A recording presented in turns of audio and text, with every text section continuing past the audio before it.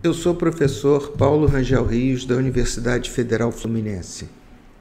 Nesse vídeo hoje nós vamos falar sobre atividade. É um tópico bastante delicado, eu acho, e bastante conceitual. Os tópicos que nós vamos abordar são o equilíbrio do elemento puro com sua pressão de vapor, ou com seu vapor, estado padrão, equilíbrio de um elemento no vapor com solução condensada. A hipótese de trabalho que nós vamos adotar aqui, que foi mostrado no vídeo sobre gases reais, é que nas principais aplicações de metalurgia e materiais nós podemos substituir a fugacidade de um gás pela pressão do gás, sem grandes problemas. Note que há aplicações, como eu exemplifiquei no vídeo sobre gases reais, em que isso não é possível, mas para os propósitos desses vídeos eu acredito que essa seja uma boa aproximação. Vamos começar com uma situação relativamente simples, né? Vamos supor que eu tenha um elemento A ou substância A condensada, pode ser líquido ou sólido, em equilíbrio num recipiente fechado, inicialmente contendo vácuo, quer dizer, a pressão de AG é zero.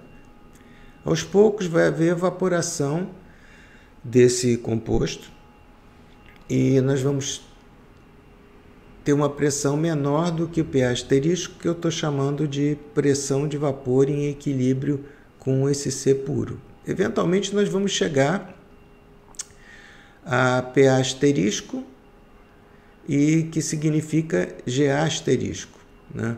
A energia livre molar da substância A, ou aqui no caso a pressão parcial, ou a pressão de vapor, de A. E aqui nós temos o potencial químico de A puro. No equilíbrio, evidentemente que o potencial químico de A no condensado é igual ao potencial químico de A no gás que está em equilíbrio. Veja, se não houvesse equilíbrio, aconteceria essa situação, evaporaria mais elemento condensado. Se ao contrário a pressão de vapor fosse maior do que a pressão do gás de equilíbrio, então haveria condensação daqui para cá. No equilíbrio, os potenciais químicos têm que ser iguais. Isso é muito importante que seja entendido. No equilíbrio nós temos igualdade de temperatura, igualdade de pressão, igualdade de potencial químico. Tá certo? No caso, vamos supor agora que, no caso, substância pura, né?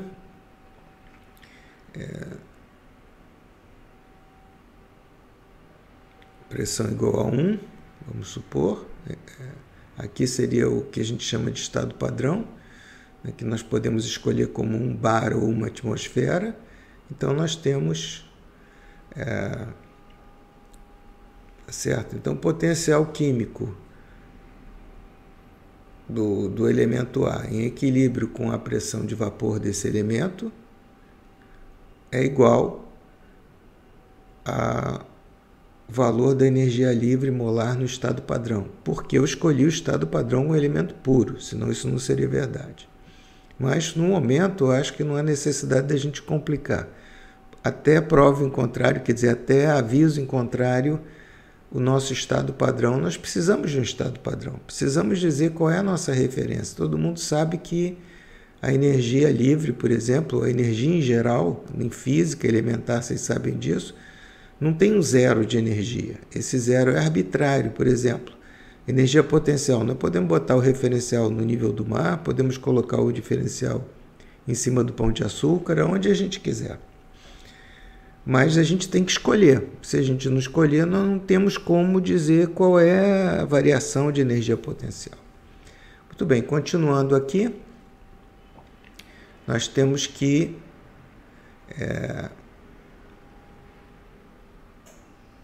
a energia livre, a energia molar aqui, né, vai ser igual à energia do condensado, vai ser igual à energia o gás no estado padrão, mais RT, a pressão de vapor de ar. Isso é para o gás, né? Então, nós temos que essas duas vão ser iguais. tá certo?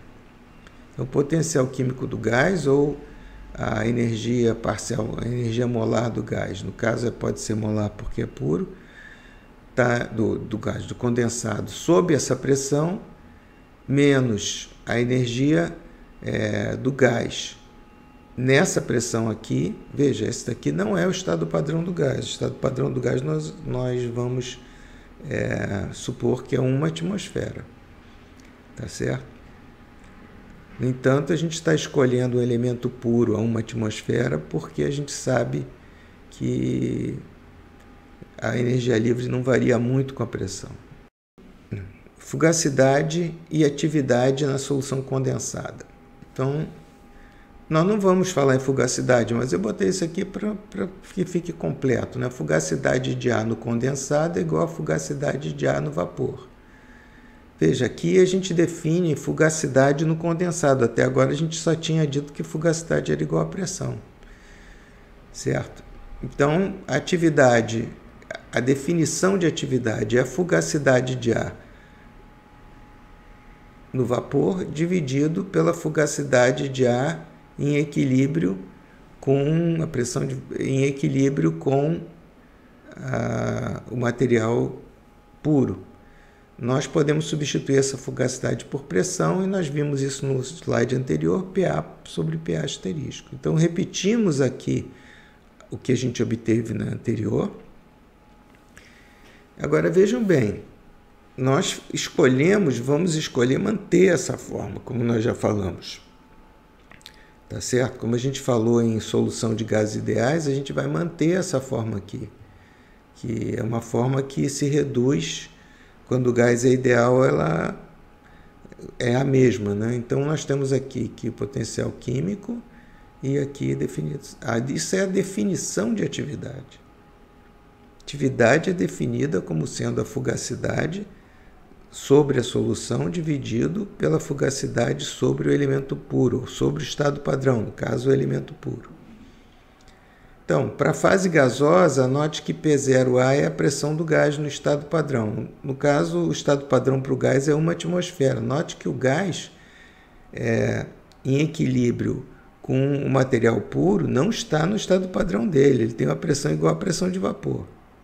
Tá certo? Então, nós estamos admitindo que a nossa estado padrão para o elemento puro é o elemento puro sobre 1 atmosfera. Não façam confusão. E nós estamos usando o mesmo estado padrão quando o elemento puro está sob a pressão de vapor. Isso só pode, como eu já falei, porque nós sabemos que a variação da energia livre é muito pequena com a pressão, pelo menos com as pressões que a gente usa aqui. Então, nós podemos simplificar a questão. Seria muito difícil usar o estado padrão a 1 atmosfera e calcular qual seria o potencial químico sobre P asterisco, ia ficar muito complicado. Então, é uma simplificação, mas é uma simplificação sem nenhum problema, ela é válida. Muito bem.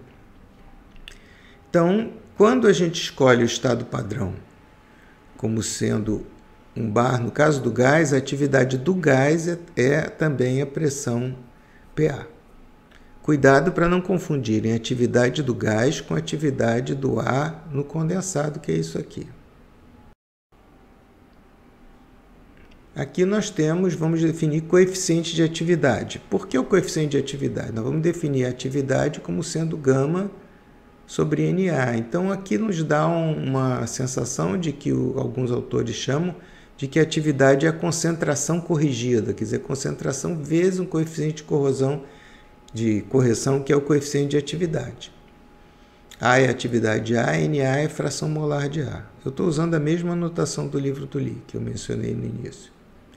Então, se a gente plotar aqui a atividade contra a fração molar, uma solução ideal ela vai ser uma reta, porque o coeficiente de atividade numa solução ideal vai ser 1. Nesse caso, a gente tem um desvio positivo da idealidade. Gama é maior do que 1. O coeficiente de atividade é aqui um desvio negativo da idealidade. Gama é menor do que 1. Aqui nós temos um exemplo concreto. Aqui a atividade do níquel contra a fração molar de níquel, num sistema cobre-níquel, tirado desse trabalho da Acta. Então, a gente vê que aqui a gente apresenta um desvio positivo da idealidade, tá certo? Fica para vocês aí como exercício ver, veja, porque daqui para cá aumenta o níquel, daqui para cá aumenta o cobre. Então, cobre apresenta o desvio positivo ou negativo da idealidade. Para fixar as ideias, nós vamos dar um exemplo. Esse exemplo foi extraído do livro do Lee. É um problema que a gente usa praticamente toda vez que eu ensino isso. No livro do Lee não tem Kellogg de 10, as pessoas ficam... Torr. Torr é uma unidade de pressão. Vocês procurem o que quer dizer Torr, mas veja que a gente não precisa nem saber o que é Torr, porque basta a gente... Vamos dizer, a gente quer saber qual é a pressão em equilíbrio com uma solução com 0,8 de prata em uma solução sólida prata-paládio. Primeiro, a gente quer calcular a atividade da liga com a prata pura como estado padrão. E segundo, o coeficiente de atividade. Bem, dessas duas fórmulas, a gente tem que a pressão de vapor da prata pura é 6,56 vezes 10 a menos 4 torr. Desculpa, eu estou usando ponto em vez de vírgula, mas é o hábito. Então, IPAG é a pressão da prata, pressão parcial da prata sobre a solução prata-paládio com 0,8 de prata, que está aqui, dado por isso aqui. Depois vocês podem fazer os cálculos. Então, a atividade vai ser PA asterisco, vai dar 0,67. Então, a atividade da prata na solução prata-paládio com 0,8 de prata, fração molar de prata, vai ser 0,67, como nós vimos. E o coeficiente de atividade é simplesmente a atividade dividida pela fração molar. O coeficiente de atividade é 0,84. Quer dizer, prata-paládio não é uma solução tão mal comportada assim, né? Bem, esse vídeo, na minha opinião, é um dos vídeos mais difíceis do ponto de vista conceitual. Veja que matematicamente não há problema nenhum. Mas conceitualmente eu considero que é um dos vídeos mais difíceis dessa série. Então não basta só assistir o vídeo, tem que ler no livro, tem que fazer, deduzir as equações de vocês mesmos e fazer exercícios sobre esse assunto. Quer dizer, energia livre, potencial químico e atividade são três grandezas fundamentais quando a gente discute equilíbrio.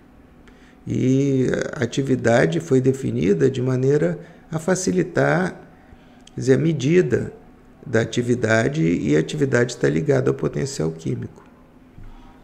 Não vou entrar em detalhes aqui, talvez a gente veja exemplos disso mais adiante. Obrigado quem chegou até aqui e quem puder, se inscreva no meu canal, por favor.